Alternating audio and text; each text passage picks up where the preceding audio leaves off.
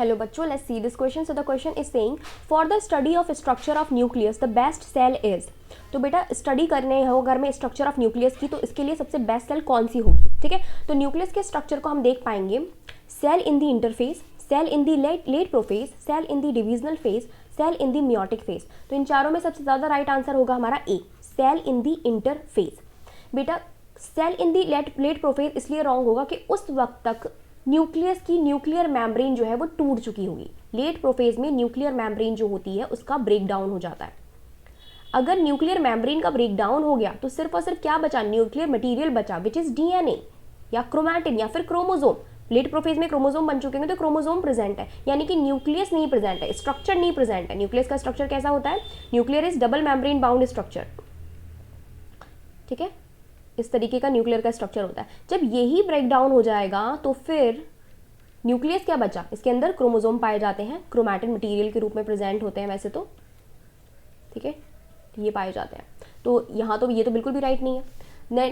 Then C is saying cell in the divisional phase, तो ये भी बिल्कुल रॉन्ग हो जाएगा। बेटा डिविजनल फेज जो होते हैं वो कौन कौन से होते हैं हमारे, प्रोफेज, मेटाफेज, एनाफेज, टीलोफेज, ठीक है। और उन सारे फेजेस में ही जो न्यूक्लियर मेम्ब्रेन होती है वो एब्सेंट होती है, न्यूक्लियर मेम्ब्रेन प्रेजेंट ही नहीं होती। न्यूक्लियर मेम्ब्रेन नहीं प्रेजेंट तो न्यूक्लियस का स्ट्रक्चर नहीं प्रेजेंट, तो ये भी राइट रॉन्ग हो जाएगा।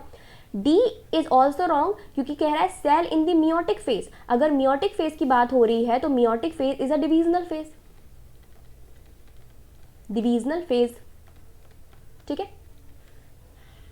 तो डिविजनल फेज में तो फिर वही अगेन बात कि न्यूक्लियर मेम्ब्रेन प्रेजेंट नहीं होगी। तो the best phase is cell in the interphase. Interphase में न्यूक्लियस जो होती है, न्यूक्लियर मेम्ब्रेन प्रेजेंट होती है और न्यूक्लियस जो है वो न्यूक्लियस के रूप में पाया जा रहा होता है, क्योंकि न्यूक्लियर मेम्ब्रेन प्रेजेंट होती है तो समथिंग लाइक कुछ ऐसा ही दिख रहा होता है, with outer membrane, inner membrane, nucleoplasm,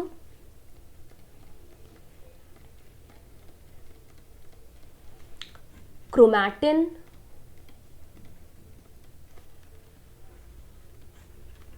nucleolus, nuclear pore, nuclear pore जिससे मटेरियल एक्सचेंज होता है, ठीक है। तो कुछ इस तरीके का प्रेजेंट होगा। वो पाया जाता है किसमें, इंटरफेज में। इंटरफेज एक रेस्टिंग फेज होता है सेल का, जहाँ पे सेल प्रिपेयर करती है डिवीजन करने के लिए, बट वो डिवीजन नहीं कर रही होती है। तो उस टाइम तक न्यूक्लियर मेम्ब्रेन जो है वो प्रेजेंट होती है और न्यूक्लियस जो है वो बिल्कुल कंप्लीट स्ट्रक्चर में पाया जाता है। तो A is the right answer. I hope आपको समझ में आया होगा। Best of luck.